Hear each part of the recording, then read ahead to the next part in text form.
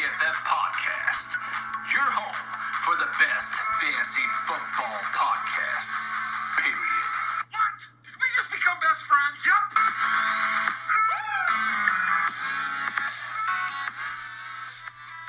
The season has begun! Welcome back to another episode of the Best Fantasy Football Podcast. In this episode, Eric and King discuss injuries and updates that affect season-long leagues, and they also discuss daily fantasy football strategies, players, people they like, people they don't like. It's just a smorgasbord of great stuff. Make sure to follow us on Instagram and Twitter at the Best Fantasy Football Podcast, and enjoy the show. And we're live. All right. Matthew McConaughey Oh, yeah. is in the building. Special guest Matthew McConaughey is here. We are back once again. Episode number 8. It is 8. Lucky number 8. How did you know? I don't know. Just guessing. We are here. The season has started officially. We are excited. Yes, we are pumped up. Yesterday was awesome. Watching the first game, pumped. little You Falcons game. Little Falcons-Eagles, great game to watch. It's just exciting to have real football Not back a really again. great game to watch, Well, but the it was fun game, to watch. you know because what? It was football. You know, it was just football. I just remember I was sitting there. I had like Jake Elliott, and I'm watching the game, and then he's gonna kick a field goal. I'm like, dang, I really missed football, and it was a field goal. I was like, this is nice. Yeah, it's awesome. It's just nice to see live action. It's exciting. So we are back as always. Name's Eric. We got King right here next to me. Hey.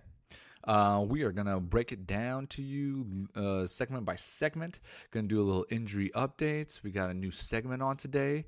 It's going to be, what are you talking about? It's going to be fantastic.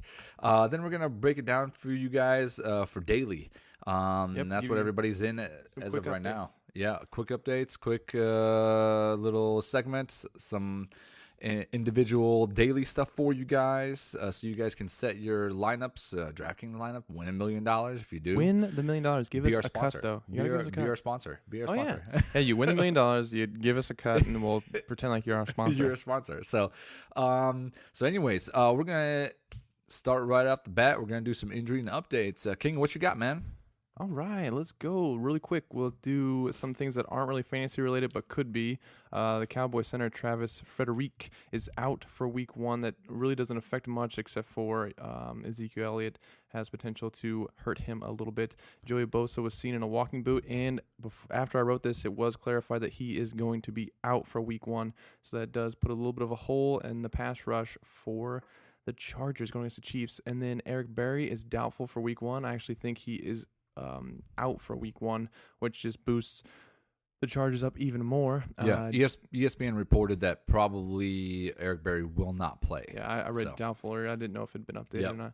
And then Jalen Ramsey is off the week 1 injury report and was ready to face Odell Beckham. Ooh, that's going to be a That'll great fun matchup. one. They both talk a lot of smack, so that's going to be That'll exciting be to fun. see how that goes. And then let's move on to some fantasy relevant stuff. Yeah. ASJ was removed. Osafarian Jenkins, for those that don't know ASJ. Yes. Was removed from week 1 injury report, and we'll get on to him later. Just a little update there. Yes. Josh Gordon was removed from the injury report, but the reports are that he will still have a limited snap count in week 1. That's from the head coach. So yeah, you can't. He's going to be so tricky because I'm guessing probably 18 snaps, maybe. I think under 20 is what he's going to get, and he, man, I don't know. He's going to be so up and down if you're going to start him or not. He's definitely not a wide receiver. You're not going to start him 1 or 2, but maybe a flex if you have to. I would just wait on week 1 if you can. Good night. I would just wait on week 1. Wait if you can. Yeah, if you have any other solid play, go with it. We'll give you Don't do it. some sleeper picks in case you need to go pick somebody up in case you don't feel comfortable with Josh Gordon, which I would not. Then next, Marlon Mack is now questionable to face the Bengals, so that kind of messes around with Wilkins and the rest of the backfield with the Colts. He was projected to be out, but now he's questionable. Rex Burkhead is supposed to be the Patriots' top ball carrier. There was a little question whether he was going to play fully or not, and actually I've read that he is going to be eased into the mix. Read into that what you will. I don't know what to take from that. I don't know either. He's going to be the number 1 ball carrier, but he's going to be eased into the mix. So it's the Patriots. They're the that devil. for what you will. They're the devil. Marshawn Lynch was limited in Thursday's practice with a groin injury. So Doug Martin, I would look into that. I love me some Doug Martin, but man, they almost cut him. Did you know that? I didn't know that. He almost did not make the 53-man roster. I would believe it. He's horrible. That's crazy. But if Marshawn Lynch doesn't something play, to look at. Yeah, I would just look at that. Yep. Wait for because I haven't heard anything. I just happened to read it today, and I was like, well, I haven't heard that anywhere else. But oh well. Check our Twitter. We're going to update that Twitter, Instagram. Sunday morning, we will try to update if there's any immediate stuff like Marshawn Lynch or anybody else that is going to be big that will or will not make it. We'll update it. Yeah, so you guys official check stuff back. will come out Sunday. We'll make sure to post that. And then John Connor will be starting at RB1 for Week 1, and he will get Le'Veon Bell's workload when he starts. We'll get more into that later. That's just a quick little update. And then from last night's game, a little update on Jay Ajayi. Doug Peterson came out today and said that they will be using him more in the coming weeks, and he was nursing a lower body injury, but he should play more. That's yet to be proven. I mean, actions speak louder than words, so we'll have to see about that. And they have so many running backs. What? They have so many running backs. They have like 4 running backs, but it's insane. We'll see what happens. Alshon Jeffries did not play, and he came out yesterday and said that honestly he's still a couple weeks from being back. And then Devonta Freeman, knee is fine, and that is according to Ian Rappaport, so he's not going to miss any time. Good updates. All good info. Again, we will update Twitter, Instagram with final verdicts on the players that are questionable. Final verdicts. That should be a segment. No, that shouldn't be a segment. So that's kind of where we are on there. With the news of Marshawn Lynch, if you are starting him or if you're going to start him, definitely check. I guarantee you Doug Martin's available in your league. Guarantee you nobody picked him up unless you're like a 17-team league. 17 team. And like there's 24 or bench spots. That's all I got. I mean, that's the only way he's going to be there. So just watch out for that. We'll try to get the information. If we hear for 100% that Marshawn Lynch is out, we're going to shoot it out to you guys. So on Twitter and Instagram. So if you guys see that and you do have Marshawn Lynch, you might be the first one to be able to pick up and get Doug Martin. That way you have a replacement for Week 1. Again, just remember when you are playing, this is a season-long thing. If you're, playing in season long, so don't freak out. If you do go 0-1. If you drafted Le'Veon Bell. I drafted Le'Veon Bell in one of my drafts, but that's something we'll talk about later. So I'm not freaking out. I started. Who did I start? Oh, Jay Ajayi, who got me more points than and a pure Le'Veon luck. Bell. We'll probably get. So again.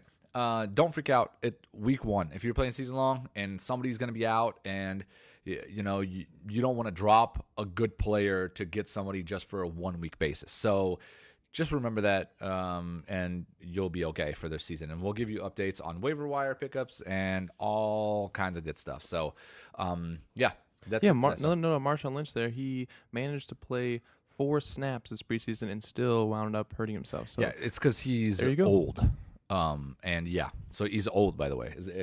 He's still old. That is his name. Wait, hold on. Marshawn ESPN reporting that he's still old. Oh, Marshawn Lynch is old. Just in. Just came in. So, all right. Anything else? You got anything else on that? No. Okay. What's next for us, King? Let's do some because of Le'Veon Bell. Let's do some sleepers that could potentially perform in Week 1 in case they have to go pick somebody up. Yeah, absolutely. What do you got? Let's start off. Shoot them up. Oh, okay. From sleepers for Week 1 to go look at in case they weren't drafted, Sterling Shepard. I don't know. I'm not quite sure what his ADP was, but they're going against Jacksonville, and everybody's going to be focused on Saquon and Odell Beckham on the outside, and Sterling Shepard will be in the slot. So a lot of the passing attempts might be funneled into the middle, and he's going to go against a busted Raiders draft pick, DJ Hayden. So he might be a valuable pickup that you can go get and stick in for Week 1 if you need like a flex play in case Le'Veon Bell is no longer on your team because he didn't show up. Another one to think about. This one's a little bit trickier. By the way, Sterling Shepard 107. So he was probably drafted? Yeah. Dang. Okay, so one that was not drafted, Tyrell Williams for the Chargers. Everybody was big hyped on Mike Williams for the Chargers. Yes. The Chiefs play more press coverage than any other team in the league, and Tyrell Williams has a 87% success rate against press coverage teams, and he's going against Orlando Scandrick, who is a nickelback pretending to be a left corner for the Chiefs. So hold on, does he play for the band Nickelback? He is in the band Nickelback. Does he play for He's pretending to be a left corner. To be a left corner on Nickelback. Okay. What a joke, this guy. I like it. Nickelback. Oh, he's a Nickelback. That's another guy you could throw into your flex, just in case you need somebody, and he definitely was not drafted. No, he was. His ADP is 163, and Mike Williams, by the way, 102. So most likely, Mike Williams was drafted, and Tyrell was not. So. Yeah, so Tyrell was not. So if you are at the end of your rope and you can't find anybody else, maybe go for him. And then I don't know if Amendola was drafted in leagues. I don't believe he was in ours, but with no Parker. And their tight end 1 just went down, so rookie Gillespie is now going to be the tight end 1. And rookie tight ends are not good at pass blocking, so there might be a lot of quick dump-off passes to Amendola in the slot. That's my projection. He's kind of my sleeper in DraftKings as well, but he was perfect for sliding into that flex spot for you. I don't really have any sleepers for the running back position that weren't drafted. Amendola, maybe by the way, James White. Amendola 152. So he may or may not have been drafted in your league. Maybe one running back that I can think of that you might be able to go pick up is James White, because Rex Burkhead might be eased back in, and the Patriots love to throw to running back, so you could potentially see 6 or 7 catches. Only in PPR is he viable to go pick up. God, I don't trust the Patriots on anything. They say they're going to work him back, and they're going to probably, we're only going to use him one time in the first drive, and then the rest of the game they're going to hand the ball 40 times. Yeah, I can't trust anything from that. You can't trust anything, but James White did have 9 targets on 43 snaps in the preseason, so they do like throwing to him. So wide he could be a good receivers, play. go grab James White, stick him in there. He might be good for 5 to 6 catches, and he could get a touchdown or two. So yeah, you could. He's a sneaky play. Those are the only people I can think of that weren't drafted that you could. Maybe. I mean, I don't know. Maybe ASJ if you. I mean, what are you going to need? There's no really tight end that went down, right? I mean, there's... No. I'm saying, like, you throw him into your flex. Say you had, like, a good RB2. I do not like tight end in the flex. If you don't have anything else. If you're I mean, there's got to be a lot of people out there for your pickups. I think even in a 12-team league, I got to say there's got to be better options than putting a tight end in there. But who knows? Maybe not. Maybe there isn't. So I know Tyrell Williams is definitely available. My biggest thing was if Mac doesn't play, and I'll talk that in daily as well, because Wilkins is one of my guys that's cheap that could go up there. In another league that I have that is not PPR, Duke Johnson was still available in Yahoo, so he didn't get drafted. So that's another guy that could get catches.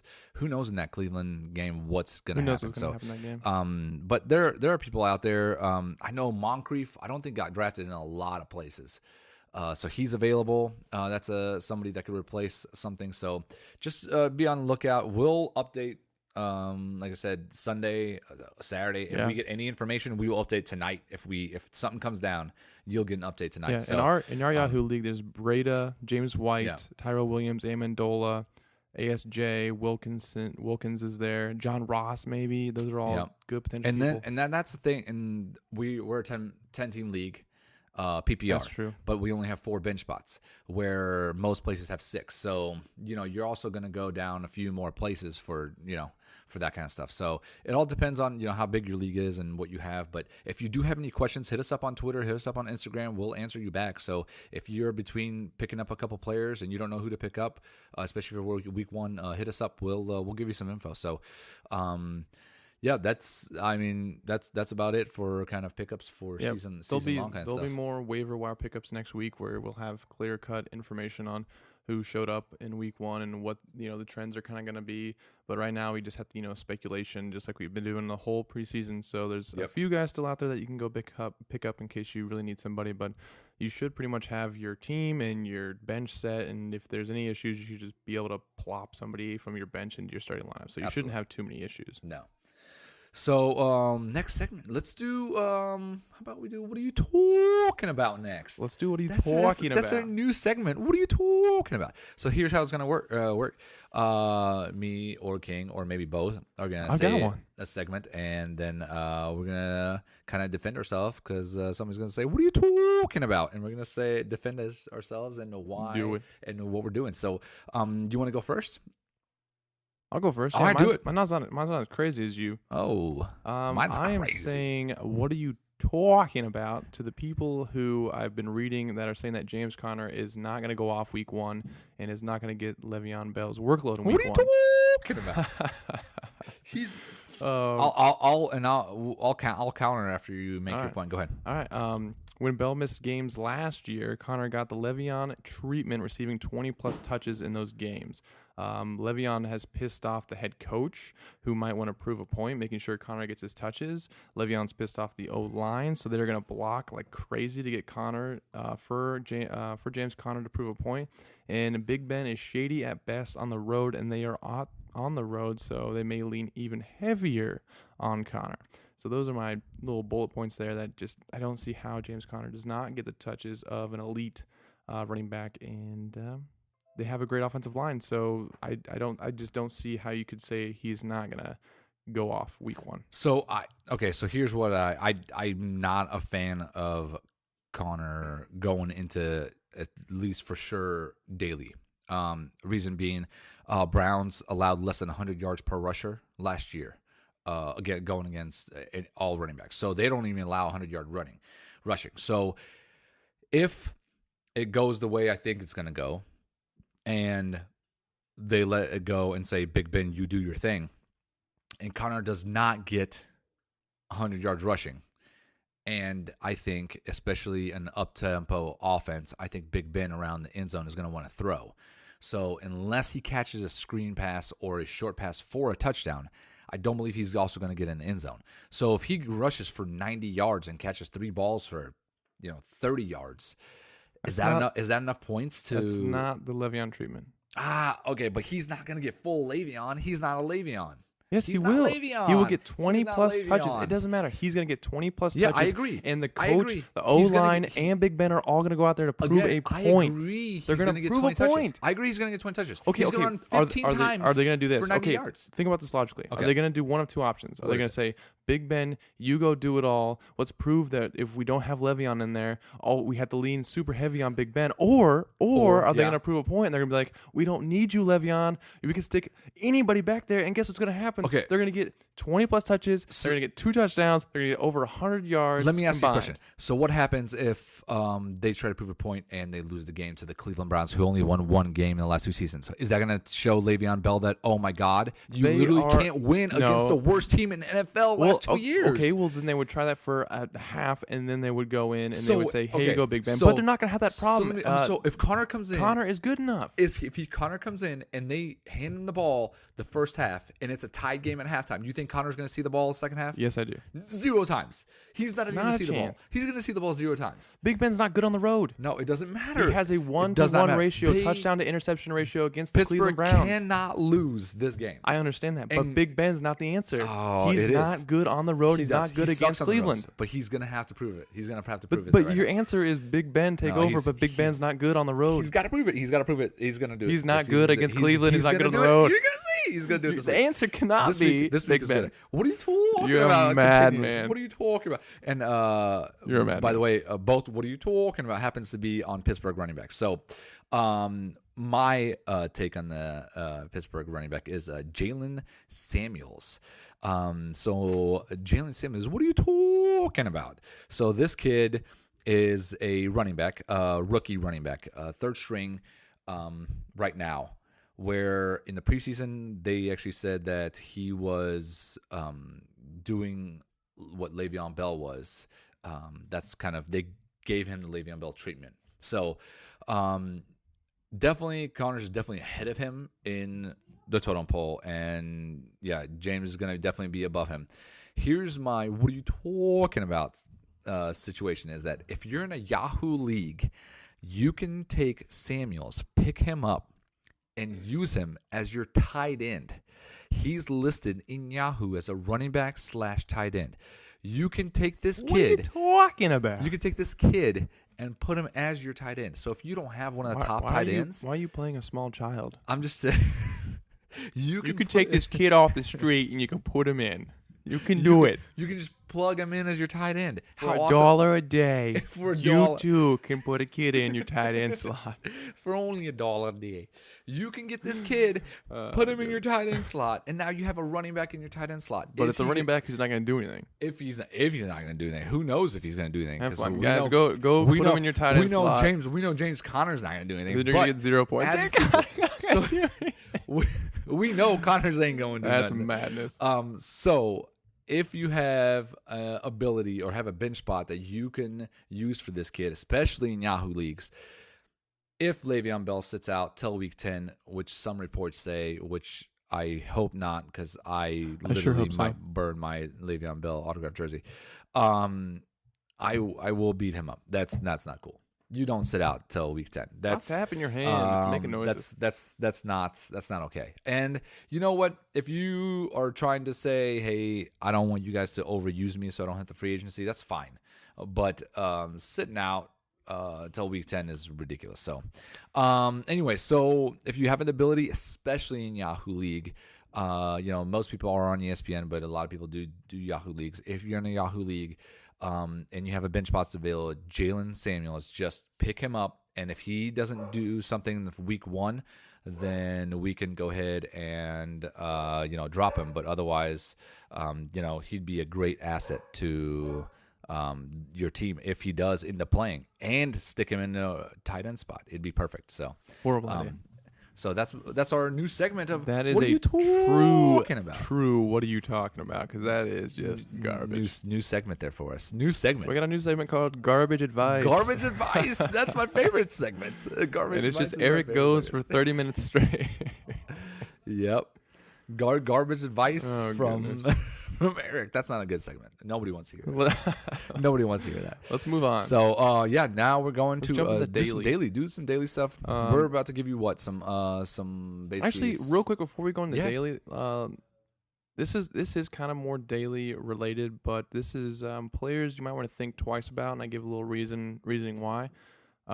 Mike Evans.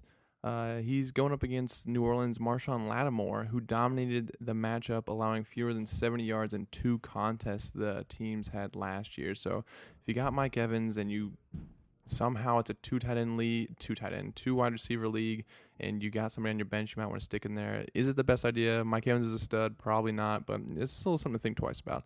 Marquise Goodwin, he's going to run most of his routes against Xavier Rhodes, and Rhodes gave up just a 32 passer rating in press coverage last year. So another thing to look at, if you got a better option, maybe stick somebody in there, or if you're in DFS, maybe look a different direction. And then one more thing on another player to think twice about, Ezekiel Elliott. He has a relatively safe floor from his workload. He's going to get 25, 30 touches. Yeah, sorry. But you're not binging Elliott. He is still a concern due to his O-line health and struggles. Maybe. And Carolina has an amazing run defense this year. They're adding players every single year to help that. They were number 3 last year, and they added a couple guys this year. You can't. you're going to play Ezekiel Elliott. He's I'm just your saying in DFS. Pick. In daily, you might. In DFS, maybe look somewhere else. Yeah. In season-long leagues, obviously, you have to play your stud. But that's just a little quick from season-long to DFS, little transition period there. Now it's jumped fully into DFS. But by the way, Mike Evans thing, I'm glad you said something. I'm actually in a 12-team league. I'm actually benching him. I have AJ Green and Jarvis Landry. There you go. So Jarvis Landry should be great with Josh Gordon being on. We'll get to that later. But with Josh Gordon being on a limited snap count, he could see 12, 13, 14, 15 targets. Who knows against the Pittsburgh Steelers? Yep. That game might be closer than people think. Who knows? We will see what happens. But yeah, if you have an opportunity to maybe bench Mike Evans, maybe do. I do, and I did, and I don't know if it's the right decision. I think New Orleans might be up by a big amount, and maybe he's going to catch a garbage touchdown. But if he's going against Marshawn Lattimore, he's going to want his stats to be perfect all season long, so he won't let that happen. And their other corners are good too, so it's not just Marshawn. Right, but Evans does move everywhere. Evans is not primarily just an outside guy, so maybe they'll try to mix them around, put them in the slot. But I do have Evans actually. I have Landry instead of Evans, even though projection wise, Evans is supposed to be better. But I like it. That's where I'm at. So let's jump fully into DFS. That's where you make your millions. That's where you make your money. By the way, I'm not saying anything, but I did 2 lineups yesterday and I cashed in both of them. But whatever, man. I'm not trying to brag. I just did a little showdown. He's not trying to brag, guys. So I'm not trying to brag, but just saying, just giving you some information. So, what do you want? You want to do studs? Let's do some studs. All right, quarterback position. Who you got? I only have one quarter. I didn't like really any quarterbacks this. I like 3 quarterbacks this entire thing. That's it. I know. You only like 3 quarterbacks. I can't be really talked into anybody else. Okay. But I mean, there's obviously plays like Tom Brady and Drew Brees. Those guys have potential to be great, but there's just so many better options. My must-start stud quarterback is Aaron Rodgers, and I think he's going to be tricky because he is so expensive, and he's going against Chicago, and everybody's going to be freaking out. But he has 7 touchdowns against them in the last 2 meetings, and he has Jimmy Graham now. Khalil Mack wasn't playing against him. It doesn't matter. Who gives a crap about that? Khalil Mack is a stud. That's the dumbest thing I've ever heard, He's going to be guys. Exploding. Listen to Eric. He loves Le'Veon Bell and some 4th-string kid they got off the street that you can put into your tight end slot. Don't listen to Eric. Khalil Mack is going to rupture that. Horrible idea. Through the that'd be fun if he tackled him and broke his collarbone off the bat. That'd be fun. That's not fun. He has Jimmy Graham now and should easily put up 250 yards and a minimum of 3 touchdowns. He better put up 3. He's going to put up a minimum of 3 touchdowns and 250 yards. So that's my, he's a safe guy, even though he's going against Chicago and everybody's going to be freaking out. Probably not going to want to start him. Probably will pivot onto other people. I'm not going to have any exposure to Aaron Rodgers, but he's the only elite top guy talent I saw out there. So I love me some Tom Brady. Anyway, he literally is going to have a point to prove to every single player or every single team and every single fan that doesn't like him, and he does it all the time. That's a lot. That's a lot of people. He has probably the worst wide receiving crew right now, but he's gonna somehow, some way, throw for 300 yards and 3 touchdowns. It's just gonna happen. He's expensive again. That's the downfall that you get when you put in an expensive quarterback. But if you were gonna stack somebody and you wanted to stack New England, Tom Brady, you could stack crazy Gronk, in that one. and Hogan would be a pretty good stack. You can even throw in a Rex or James White if you want. I feel like a normal stack is just to go. So normal people that usually do stacks, here's how they do it. They do quarterback, wide receiver, and tight end, a combination of that. And then if they do a running back, they usually do a running back and a defense. Thinking if it's going to be a high-scoring game, we're going to throw. Or you do the pass-catching running back. Or pass-catching running back. But James White, he caught 6 balls the last preseason game. Yeah, that's a receiver. That's not even a running back. We're going to go ahead and base it all on that. So as we do studs and stuff like that, so anything probably quarterback, 6,500 and up is probably an expensive quarterback that we consider studs. They're going to be an elite option. Yeah, an elite option. Anything below that, that's about 5.5 because that's about the average, is probably your value. Anything below 5.5 is probably going to be your, low end, maybe this guy will do great kind of thing. So just so you know kind of where we're basing our numbers. He'll just return value and you're going to get value where everybody else is spending up on a quarterback. Yep. So that's kind of where we're at, quarterback. So go ahead. What do you got for your value for quarterback? Value for quarterback, I don't know what the parameters you just gave were, but I have Phillip Rivers. Is he in the value? Yeah, 6,400. I have him as value as well. I have him and Andy Dalton. I don't even have a sleeper. I mean, just go with him or Andy Dalton, and you're going to be fine. It's scary because we're exactly the same. Yeah, you could potentially look for some pivots there. I mean, just kind of look around that area, but there's nobody with more upside than Phillip Rivers and Andy Dalton. Dalton's going against the single worst secondary in the league. Yes. He's going to have weapons around him like he's never had before with A.J. Green and John Ross, and Joe Mixon looks great this season. The cornerbacks for the Colts are giving up things like 113 passer rating in man coverage and 119 passer rating in zone. That's A.J. Green. That's the guy who's going to be guarding A.J. Green. A.J. Green gets 46% of the implied air yards. Andy Dalton and AJ Green are going to combine for 150 plus yards and 2 touchdowns. Maybe that's value right there at 5,600. I hope Dalton gets more than 150 yards. No. I'm saying just him and AJ Green alone. No, I agree. It's him and him, and then he has John Ross. agree. Get this, he has John Ross. Horrible secondary. Yeah. His average yards per target 18. Yeah. So John Ross catches 4 balls. I agree. There's almost 100 yards and maybe another touchdown. I mean, it's impossible to not see them 100 yards, succeed. but the math is not there. But yes, it's below 80. That's but per it's okay. target. Yeah, per target. it's So that okay. means he catches it at 18 yards, which means he'd have to catch it and then fall down, which I don't think is going to happen. Probably It could. not gonna happen. I mean, we saw Julio Jones not catch a ball. That's true. That was a ridiculous call, jerk. by the way. The refs, what a garbage call. 52 Julio yards just taken away just like that. But Yeah, anyways, Phillip Rivers and AJ. Yeah. No, not AJ, but Andy Dalton. I Do you agree. like one better than the other?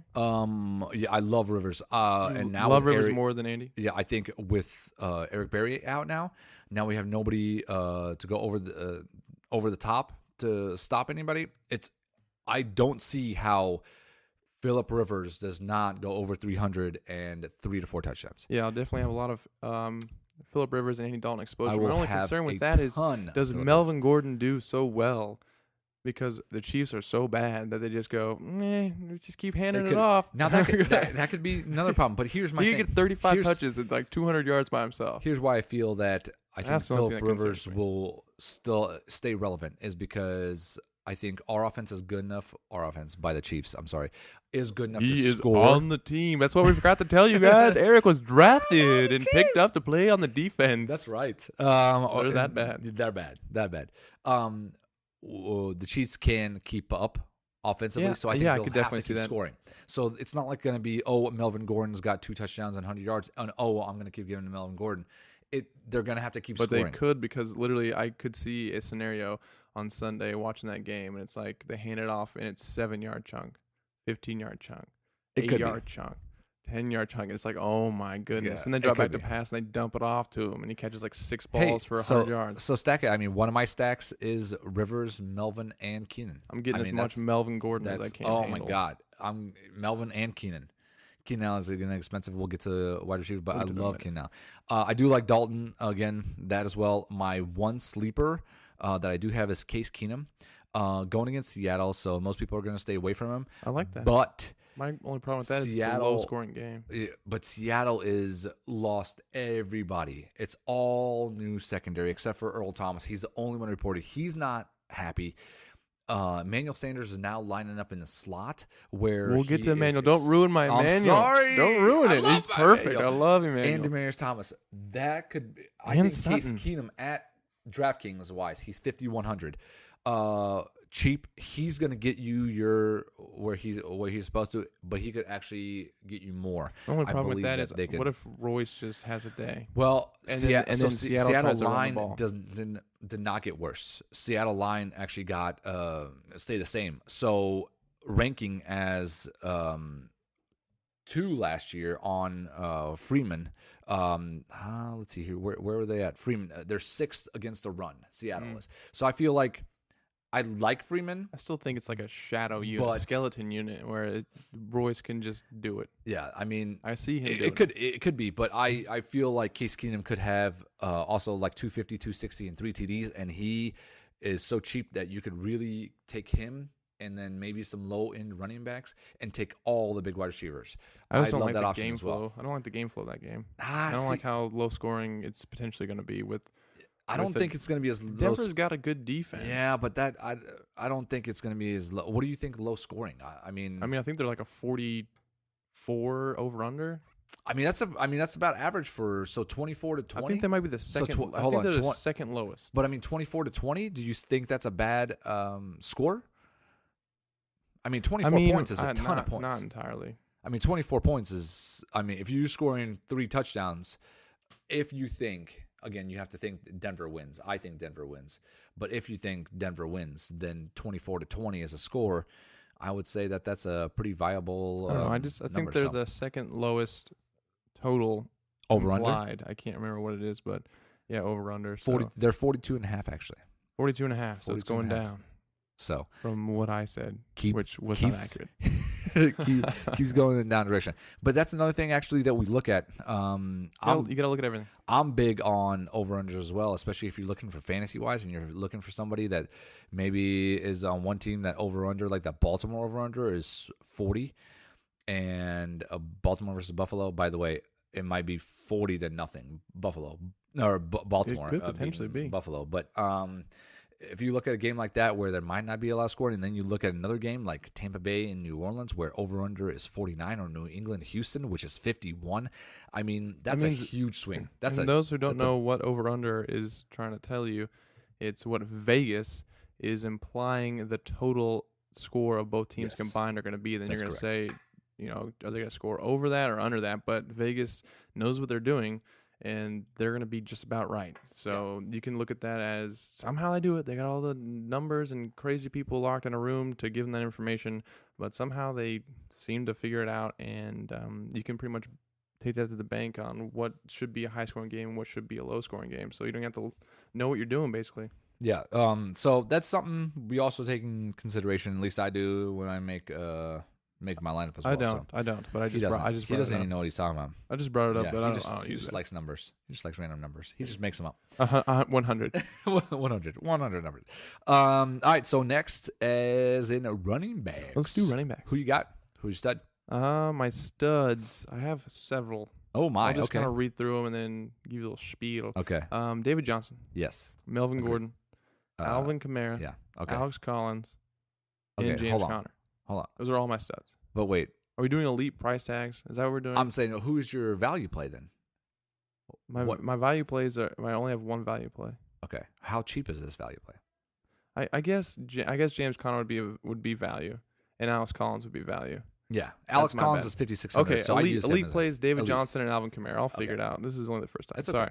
Okay. David Johnson, he's going against Washington, which was ranked dead last against the run, and they were just laughable, just terrible against the run in the preseason as well. He's the focal point of the offense, should put up maybe even 30 fantasy points. We don't know. Alvin Kamara. I was a little iffy on Alvin Kamara until I started doing some reading today. It says... He just learned how to read today? Yeah, I just learned how to read today. Okay. Just in time to get Alvin Kamara. Can everybody clap for him, please? But Mike Gillislee is the only other active running back on the roster. They're a heavy home favorite. I think like 8-point home favorites. I can't remember exactly. 7.5-point home favorites with one of the highest implied team totals. Oh, they're now 10-point favorites. They're 10-point favorites. They opened at 9.5. So now they're 10. You want the running back on a home favorite, and that's Alvin Kamara, and the only other running back is Mike Gillislee. So he could see a lot of touches. He's wildly effective with his touches. He might be the most heavily owned running back in all formats, but he's going to be one of the safest running backs. Yeah, you can't afford if you don't have him and he goes off, you're done because he's going to be probably 50 to 60%. If he does end up getting 30 touches and he does have that effectiveness that he normally does, he's going to put up 30 plus fantasy points. Maybe you have 45. to have him in one lineup. You got to have him in one lineup. Highest implied team total, highest favorite, and they're at home. It's insane. Alvin Kamara, David Johnson, Alvin Kamara, my elites. I agree. Exactly what I have. Yes, I love both of them.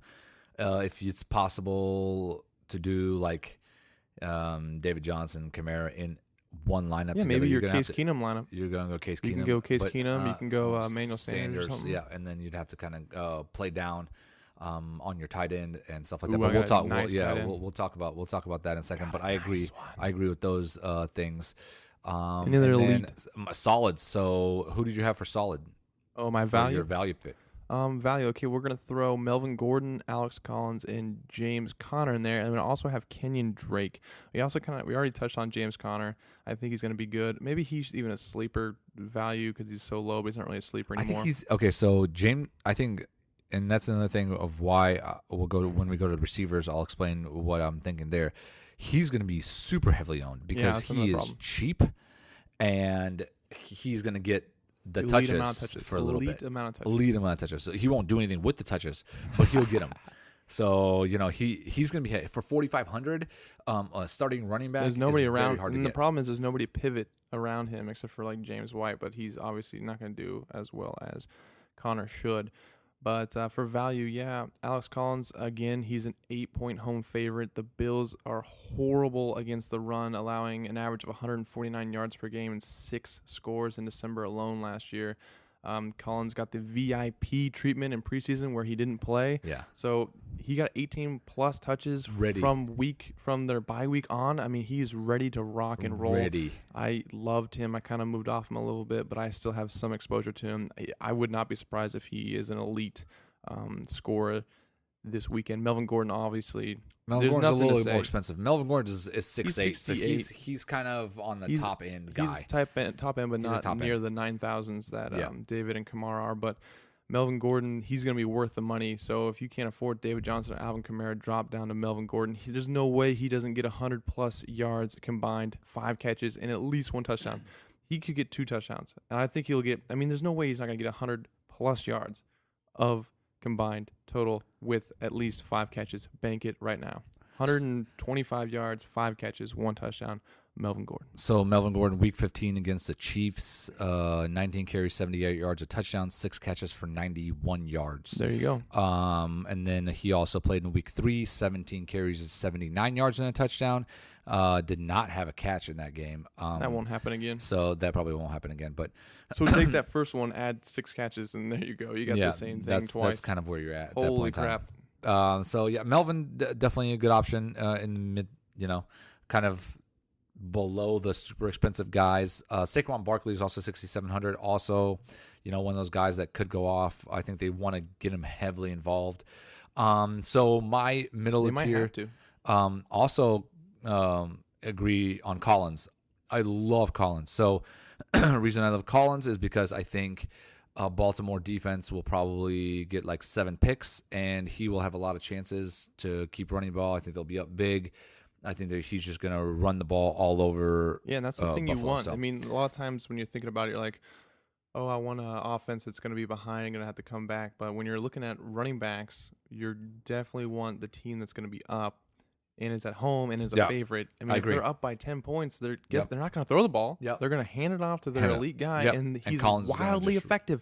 Wildly effective. So if he gets the extra touches, new segment, boom, wildly effective. And so the other guy I have is Derrick Henry.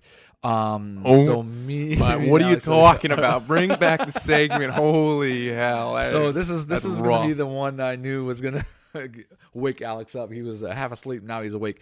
Here's my reasoning. Miami was last year the 31st ranked against the run. They just lost Ndamukong Suh. Makes them even worse against the run. And what is Tennessee going to do? Because Marcus Mariota is going to throw the ball all over a yard? Nope, not going to happen. By the way, who's their new offensive coordinator? Who? Come on, you know who's the offensive coordinator. Come on. LaFleur? LaFleur! They're talking about Tennessee there. I was like, Nagy? No, so again, he's going to get the ball and he's going to be effective. And if it's a low-scoring game, like I think it will be, if I think it's going to be a low-scoring game, over-under is 45. The spread is actually even. So Vegas has it, neither team really favor it. I think they're going to run the ball. I think they're going to run the ball a lot. And I think Derrick Henry's going to be the Miami as 1-point favorite.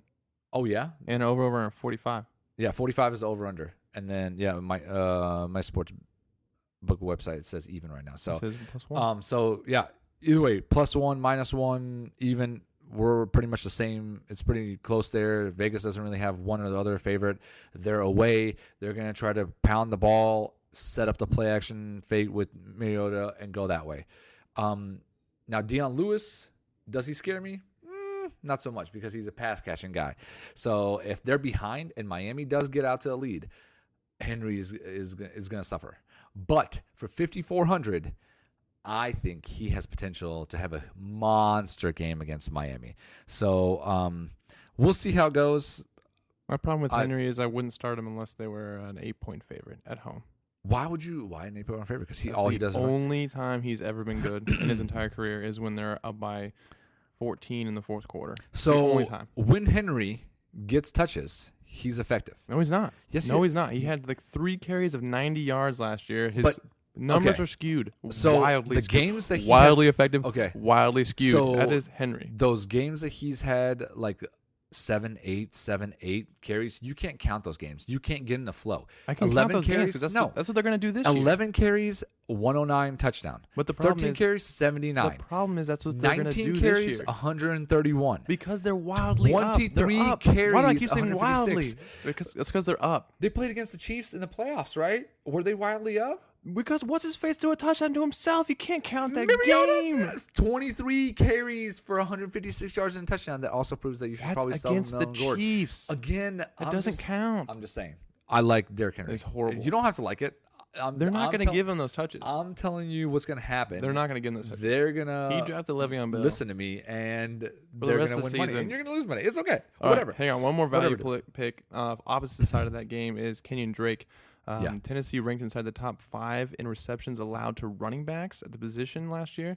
They ran a blitz-heavy man cover scheme 44% of the time, and that should encourage short layup throws in the backfield to Kenyon Drake, who ran 30% of his plays, a route on 30% of his plays. So he has good potential to get 5 to 7 more catches. Do you think he sings like "In My Feelings"? Do you think he's like Kiki? Because Drake. Kenyon? All right. Drake? Anyways, not a fan. He's not a fan of Drake. I love Drake. get it. So, anyways, anyways, over his head. So, moving on. Moving We only on. have 2 more positions to do. You count down. No. We got the low end, the sleepers. Do you have and any then we sleeper have running 2 more backs? positions. Yeah. Sleepers for the running back position. I didn't really do it the way you did it with the Low salary Yeah. base. What do you got? I have Jamal Williams. I did it more of like risky plays. He's For Indianapolis? Jamal Jamal for Williams. Green Bay. Green Bay. He's a huge home favorite against the Bears. You could easily see 20 plus touches. The only problem with him is he's not going to get a touchdown because Aaron Rodgers is, the guy who steals all the glory for everyone else. Carlos Hyde. He's a glory stealer? Yeah, he's a glory stealer.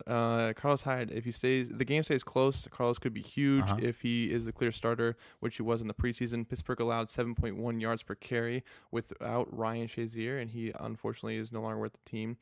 It's a risky play if the Steelers jump out in front because then you're going to see a lot of Duke Johnson. But if the game stays close, and it should because they don't have Le'Veon Bell and Big Ben is horrible on the road, so it should be a close game. Carlos Hyde could get the touches. That's all I got for the low end running backs. I did risky running backs. Oh, and then James White, which we already talked about. Yeah, James White we talked about. Only $4,000.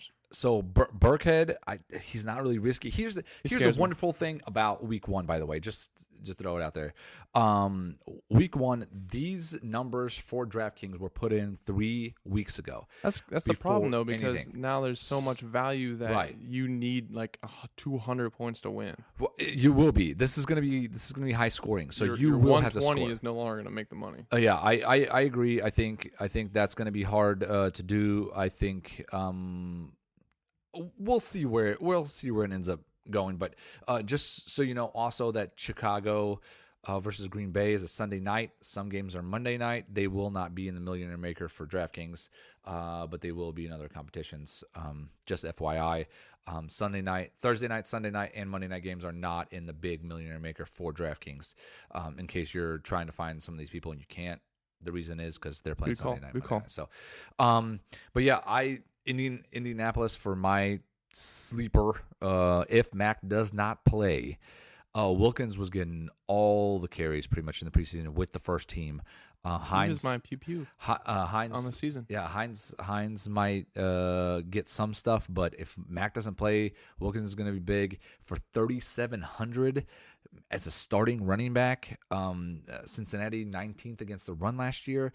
It's not a great matchup, but you're getting a starting running back for 3,700. So if you wanted to do something crazy, which I did a super cheap running backs with a super cheap quarterback, and I loaded up on wide receivers. So I went all top wide receivers, which we're about to talk in a second, because I love all the top wide receivers. And just to see how that works wide receiver one more time. No, wide receivers. So if you want to do something crazy like that, that's there. Burkhead's also cheap. I believe, what is Burkhead? 4,500, I believe, in DraftKings, or 4,200. He's 4,200. If he does get the touches and he's cleared and everything is good, for 4,200 to get a starting running back on New England that's going to catch the ball, you can't pass that up. You can't. Maybe it might be the You Jeremy can't. Hill show. You can't. Yeah, it's ridiculous. It might be the Rob No. Gronkowski in the backfield. Now show. Rob Gronkowski in the backfield, he gets injured just catching a ball, so I doubt they're gonna put him in the backfield. But, anyways, that's what I got for running backs that are low end kind of sleepers. Off to the wide receiver position. All right, elite plays. Basically, all the top guys are elite plays this week. Antonio Brown obviously has potential to get plus. What do you think about Hopkins catches. though? I don't like him. Against New England, Keenan Allen. you hate Hopkins. Well, I've read somewhere that he's going to get 2 touchdowns and all these catches. You know how I feel about Houston. I don't like Houston. Keenan Allen, obviously, going against the Chiefs' defense. That's another thing with the man coverage. He has cleared the 97th percentile in success rate against man coverage. So if they throw him the ball, if it's not the Melvin Gordon show, it'll be the Keenan Allen show, and he will get 9 catches for unbelievable amount of yardage. AJ Green, obviously, we've already touched on him. Hold on, unbelievable amount of yards. Is that over 200 or below 200? He could reach 200 against the Chiefs, no doubt in my mind. Like and a I Julio Jones can game? see him and knowing Phillip Rivers, kind of pepper him and keep throwing it to him. Like, we want him to get like 250. You know what I mean? Like some kind of. Yep, I agree. I think I agree 100%. AJ Green, we already touched on him and how bad the secondary is. He could easily get 90 for 150 and 2. Chris Hogan will say for value. And then Michael Thomas. Yes. I think Michael Thomas is a really good pivot this week, as everybody's going to be jumping on Keenan and AJ Green. No team allowed more points to in PPR than Tampa Bay. Tampa Bay's defense is awful. Highest implied total. You want to get some exposure to that game. It could be Michael Thomas. We don't know. So if Michael Thomas is the guy, he could easily put up massive points, and he's going to be a nice pivot away from Keenan Allen, AJ Green, and Antonio Brown, who everybody's going to target. Or they might target your boy from Houston because of what he did last year with Deshaun Watson, which I don't see happening. Do you got anybody else in that elite?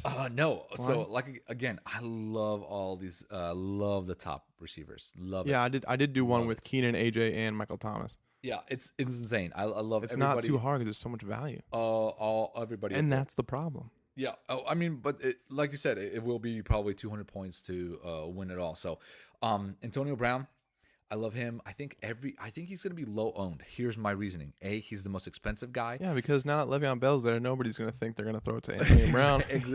No, I think Connors is going to be highly owned. What are you talking? Okay, so if Connors is highly owned, here's the theory. When somebody takes a running back, they're not going to take a running back that doesn't catch the ball. When they can get the value of $4,500. Not with a wide receiver. It's going to be regardless. That doesn't make any sense. $4,500. They're going to take the $4,500. They're going to be like, okay, whatever you get me, it's going to be golden. If he gets me double-digit points, $4,500, and they take Antonio Brown, he's going to get 11 catches for 182 yards like he did last year. I will make a wager with you that Antonio Brown is going to be low owned. You'll see. No, he's not. I guarantee. What do you think in Millionaire Maker? That's how many people are in the Millionaire Maker? I'd say what's high in Millionaire Maker? Ooh, I don't know. 10% is really high. I feel like 10% is high for a Millionaire Maker. Ooh, I could think. Okay, Connors is going to be over 10%. Oh, obviously. Yeah, but I think Antonio Brown will be. What do you think? 5? I think he's over 5. Like 7%. I don't think it's a lot. That's not a lot. That's high. Okay. I feel like that's maybe we're we'll have to see. Let's week one go by and then we'll kind of go through it. But I think he's going to be lower owned. I think he'll be higher owned because the stats are out there where he gets 3 or more targets added to his already massive target load when Le'Veon Bell does not play. But yeah, he's gonna last year against Cleveland, 11 catches for 182 yards in the season opener. Guess what they're doing this season? Exact same thing. Yeah, everyone's gonna look. That's the favorite thing for people to look at is stats like that. Le'Veon Bell's not in there. His target share goes up, and he did this against Cleveland last year in the season opener. He's going to be heavily owned. Man. I don't think so. You'll see. I think he's not going to be heavily owned. I don't think people put Connor in and then automatically go, "Oh, I can't have Antonio now." No. But I think when you do a normal stack, you're not going to stack a running back that's not a catching running back with a wide receiver. I think if you get enough and value not get a quarterback, so then you have to go Big Ben. No. So you're going to go Antonio Brown and Connors, but nothing else. That because Big Ben is expensive, and he could get he could get 220 yards, 1 touchdown, and throw 3 interceptions, and Antonio Brown could still have a great day. I don't know. Okay, we'll figure that out. I don't. We'll see. When we do the next podcast, how incredibly right I am. How incredibly wrong you will be. I don't love Antonio Brown. I love other people this week. Michael Thomas, Keenan Allen, AJ Green, all those guys are the top-notch guys. They're great.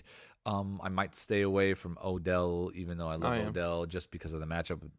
And at his price point, you can find better value. Yeah, he's $7,000, but I mean, Odell can make 1 catch for 80 yards. And you're right. Maybe he will be low owned. Maybe you should attack him. Maybe he'll get his 10 catches for 200 yards. He'll be a super low owned guy. So, as we go down the middle, what do you got in your middle tier? Highly owned is going to be Chris Hogan. Obviously, he scored 2 touchdowns against Houston last year. Again, I don't see a scenario where he doesn't, unless he gets hurt, where he doesn't get 10 catches for 100-plus yards and a touchdown or 2. Yep. He's the only receiver there besides Gronk. And then wide receiver 2 is actually probably going to be James White, in my personal opinion. So he's an easy play. Wide receiver. So you think James White's going to be the second? James White's going to be the second wide receiver option. Like, he's going to get 10 targets, 6 catches, and it's going to be no Gronk and Hogan, and White's going to be... It's going to be Hogan, White, and then Gronk, I believe. Okay. That might be the most asinine thing I've heard in my life. That's fine. I think if we had a segment of... What are you talking about? There you go. There's another one. Talking about? That's what I'm saying. You got to save these, and we do it at the end. We'll do it at the end next time. Yeah, we'll go over it in the next podcast, and we'll be like, what the hell was he thinking when he said that? We'll see. And then other value plays... James White might not even enter the game. That's going to be awesome. We'll see. We'll wait till next time. I want to be so James right on White this. Comes in for one Golden play, Tate. That's it. Ready for this? Golden Tate. Golden Tate. Okay. Marvin Jones and Kenny Golladay are going to have to go up against solid perimeter corners. Tate will be in the middle going against Buster Screen. They're going against the Jets, which allowed 11 yards per target and 95.7 pass rating. Buster Screen. His name is Buster Screen. He busts screens. What a horrible name for a corner. That's crazy. Golden Tate. If you want to target a wide receiver in this game, I would target Golden Tate. Okay. He's going to get his catches. He's going to get his yards, maybe even a touchdown. Another one, Tyreek Hill. He's a little expensive, but like we were saying earlier, Los Angeles is going to score. The Chiefs are going to have to come from behind. They're going to have to produce. They're going to have to throw the ball. And Patrick Mahomes' favorite guy to throw to was obviously Tyreek Hill. They had a great connection. He caught 4 of 4 and then 8 of 8 and scored a touchdown in both those games. So I could easily see him doing very well in this game. By the way, just update: Golden Tate is playing Monday night, so you can get him in a Monday night. There's going to be a DraftKings or FanDuel Monday night, but he's playing Monday night, so you will not be able to get him in the big one. Just so you know. Fair enough. That's all I have for the middle of the road. Okay, so middle of the road, I have a few gentlemen. I have a Landry as a middle of the road. I love Landry. Oh yeah, I should have put him in there too. I like him as well. Love me some Landry. The only thing I'm worried about with him is his last preseason game. He got 10 targets, only caught 3 balls. So that kind of concerns me. Like, what if he gets 15 targets? What if he gets his 15 targets, only catches like 5 balls? His average depth per target is only 10 yards. 5 catches, 50 yards on a touchdown. I mean, I don't think that's gonna go to week 1. I think he's definitely gonna get some more catches. I like Hogan, like you talked about. It's Hogan's 61, 100. Landry's 55. He won't survive the season, but he'll be good for 1 week. Yeah, at least. That's true. Demaryius Thomas, 57. I liked him, and I love me some Funchess for Carolina going against Dallas secondary, which is absolute garbage. Dallas improved their front, so they have a great pass rush now. So I think that's kind of concerning. Cam under pressure, he's not very accurate anyways, and if he has to run and throw, it might be a problem. But that, I think Funchess is a great play.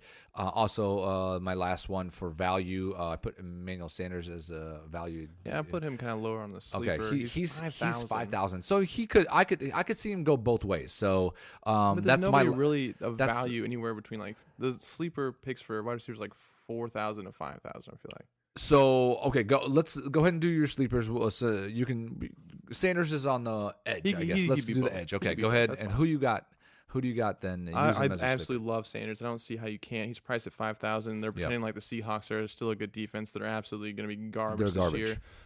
He's moved into the slot. He's playing like 60% of his snaps in the slot, which he's never done before.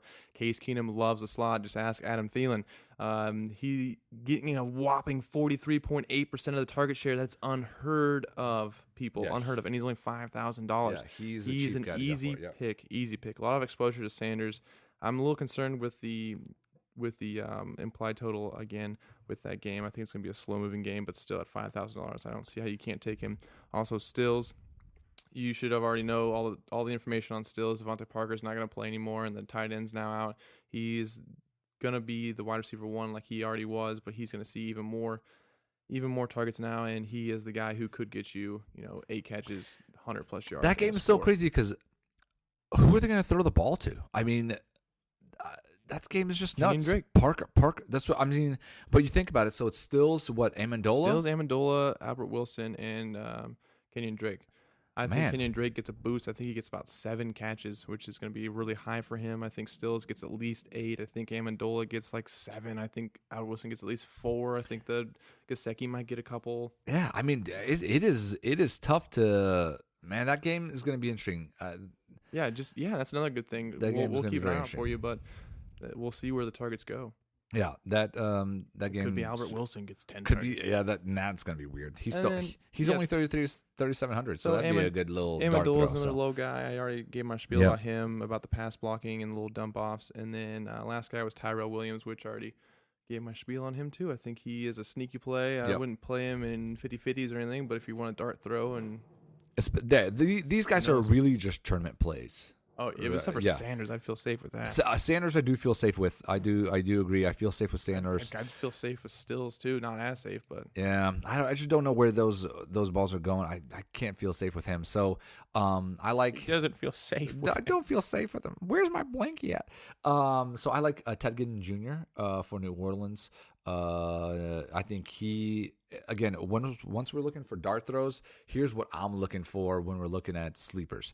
Is not a guy that's going to get you 10 catches because we're not going to find a guy that low that's going to get you 10 catches. We could. But we're looking for someone that will get you 3, 4, 5 catches, but has potential to break a 60-yard touchdown. And it's New Orleans, Drew Brees, at home. Michael Thomas will definitely get his numbers. Michael Thomas will get 10 catches, 140 yards, and a touchdown. Kamara will get his stuff as well.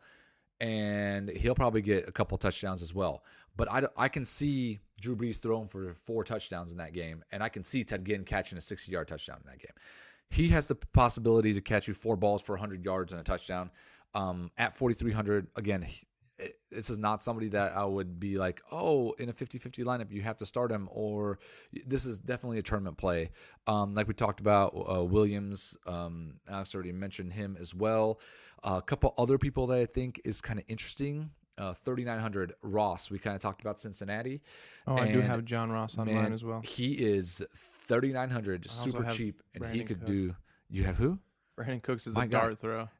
What? You have like 19 dart throws that you didn't even mention. What's happening? No, I forgot. Sorry. I don't trust him. I don't. Mike Williams again, another Williams for the Chargers. He's only 3,900. He's even cheaper than Tyrell. Keenan Cole, 3,800. Another cheap guy. I have a lot of sleeper wide receivers. That's the problem with this week one. Is too much value. It's so much value. And also, again, dart throw. I don't love this because I think that Baltimore's going to be up by a lot and they won't have to throw deep. I like John Brown. Run, John Brown. He's 3,700. Super cheap. Again, I'm going to throw him in a lineup just in case, it is a close game and John Brown sees 10 catches for 150 and a couple TDs. So that's the wide receivers. That's what I got, and that's our sleepers. So what do we got? Fly through these tight ends. Fly through them. Ooh. Gronkowski, obviously, tight end 1. Yes. I haven't really been able to work him into too many lineups. I worked him into my New England stack, but he's not that expensive either, which is kind of a concern with him only being like $6,900. He has potential to put up Gronk numbers, and that says it all right there. If it's Gronk numbers, he has potential to do it. And we're talking 10 catches, 150 yards, and 2 touchdowns. So if you don't have him, then you're screwed. That's weird. He didn't do that one time last year. But anyways, He's the only one that would be able to do it. So I agree. He's the only elite talent. Yeah, I'm the same.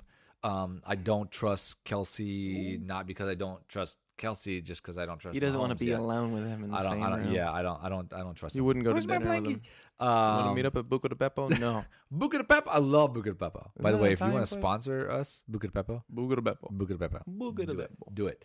Gronk for me as well is the top-notch guy. I don't like anybody else up top.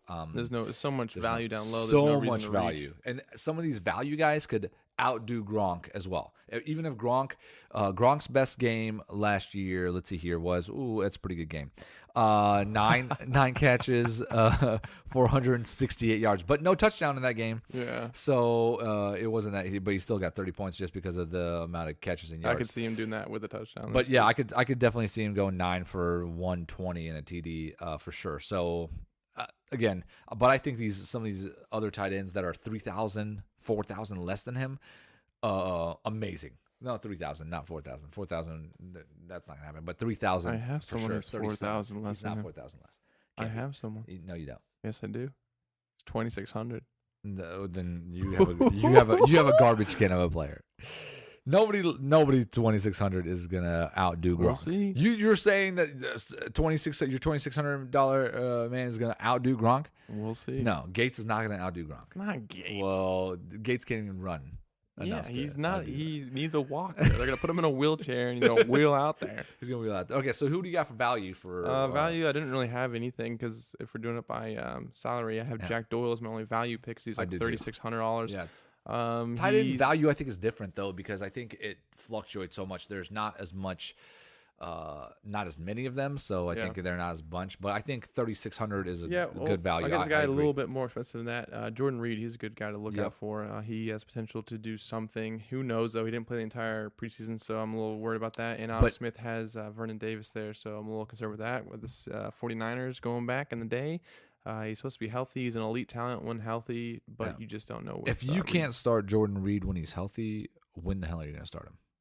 I'm concerned. What if he goes in the first thing and gets a concussion? But going into the game, he's healthy, so he's an elite talent. I'll have some exposure. Yeah, to him. I mean, I'll have him in a couple lineups for sure, just because I feel like But I'd rather just drop down $400 and get Jack Doyle. I do love baby hands. Love baby hands. Yeah, so I was all concerned. Awful against. So get this. This is the first time I heard this.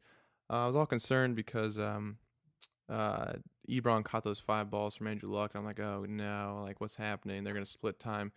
Yeah, I remember that segment on podcast, by the way. That game, I was trailing to tell you I love Jack Doyle, and you're like, no way, I don't like him anymore. Played 3 snaps in that game.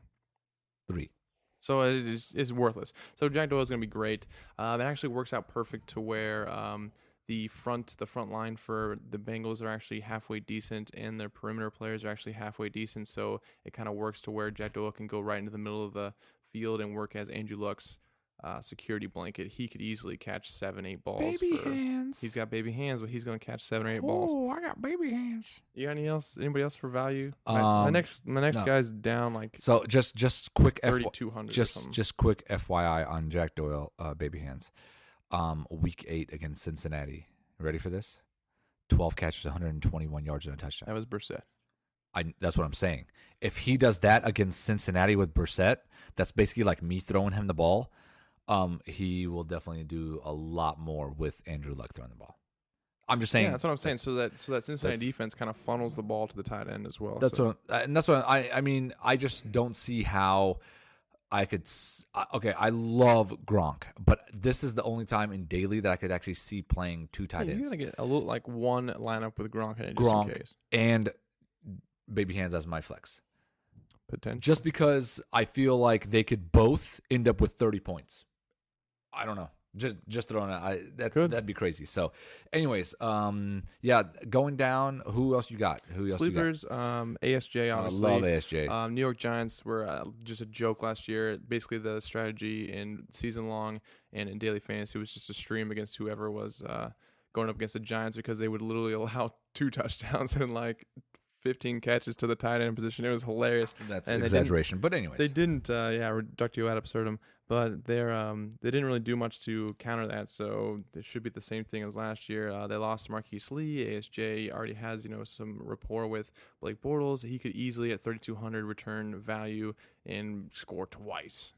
Yeah, I agree. I love ASG. I think I don't see him having a Jack Doyle, baby hands kind of game, but I could definitely see him going like something like 6 for 70 and a touch, maybe 6 for 70 and 2 touches. And at 32, that's great. I mean, at 3,200, that's amazing. That's so the other guy is I don't even know how to say his name correctly that I have as sleeper. The tight end for Miami, just Gesicki. God, I'm sorry, dude. But he was drafted as the 42nd overall pick in the draft. So that means there's something there. And now they don't have Parker. Look, he didn't have a great preseason. I will admit that. But as somebody that can catch the ball and highly drafted, and now you lost your number one receiver, he's going to have to throw the ball somewhere. And it could be Amendola, it could be Stills, but he's got to catch. For 2,900, I'm not taking him. He could catch 4 or 5. He could have 4 or 5 catches and a touch. I mean, again, it's so cheap that you're just, if you load it up everywhere else and you just need something so cheap, I think that he would be a good. If I have 2,900 left to get a tight end, I would go with him instead of who you got for 2,600. I have one more guy. I can't remember how much he is. Ricky Seals-Jones. He's from Arizona. He's clear cut starting tight end this season. He's in Washington. He's 3,000. 3,000. So he's close. He's not on Washington. No, I have somebody else. He's not on Washington. No, the other team they're playing, Arizona. He's Arizona. Washington allowed the 4th most yards to tight ends last season. He's now the clear cut tight end 1 and could be someone to look for. My cheap guy. Cheap. Is Seattle's number 1 tight end, Vanett. $2,600. That's my next song. $2,600. He's the only basic tight end they have. And he's the only. He's a basic tight end. He's basically the only tight end they have, and he is already has rapport with Wilson in their Week 3 preseason game. He caught 3 to 4 passes for 20 or so yards and ended up scoring with Wilson at quarterback. So, hold on, Wilson, the volleyball from the movie, or Russell Wilson? No, just Wilson. Okay. Ended up catching it. So ended up catching a touchdown from Russell Wilson. So he's a sneaky $2,600 guy that I think could potentially do something. And all they have is Doug Baldwin has a knee issue and Tyler Lockett, who is absolute garbage. So that's my little take on someone cheap. You can go with Eric's terrible guy who will get 2 catches, or you can go with my guy who will get 5 for 50 and a touchdown. Only if Wilson, the volleyball's throwing him the ball. That's the only way he's actually getting those catches. You hear that, Russell Wilson? Look, saying you're worse than a volleyball. You're worse. We got to wrap it up. We're running at an hour and 10 minutes. Ooh, we got a long podcast out there today. So, hey, I hope you guys enjoyed it. We are super psyched for the season to start. We're super psyched to do daily stuff, get information out to you guys. Like we said, please follow us on Twitter and Instagram. Alex, where are we out on Twitter and Instagram? What's our The Best Fantasy Football Podcast. Ooh, I love the name. So hit us up if you have any questions. Let us know. We'll give you some hot takes. Hot takes. So again, we'll go over kind of our week 1, where we did, how we did. Next podcast. Also, we'll actually go over a little bit of our Yahoo drafts and how we did in week 1 and that kind of stuff. Yahoo, ESPN, wherever you're drafting at. It's very exciting. I'm super stoked for Sunday. I know Alex is as well. So can't wait to watch these games. I can wait. I'm waiting. I can't. I wish it was today. So that's what sucks about Fridays. Yeah, it does suck, because then you got Saturday and then you're just sitting there waiting. We literally just sit here. You're not even doing anything. We just sit in the basement there, and we just wait. So as always, thank you guys for listening. Appreciate it. And till next week, deuces. Deuce. That's gonna do it for us here at the Best Fantasy Football Podcast. Thanks again for listening. I hope everyone enjoyed the podcast thoroughly, and I hope everyone enjoys their weekend, including week 1 of Football Sunday. Make sure to follow us on Instagram and Twitter at the Best Fantasy Football Podcast, and enjoy the rest of your evening, afternoon, and or morning, whenever you decided to listen to this. Enjoy the rest of your time, whenever that is.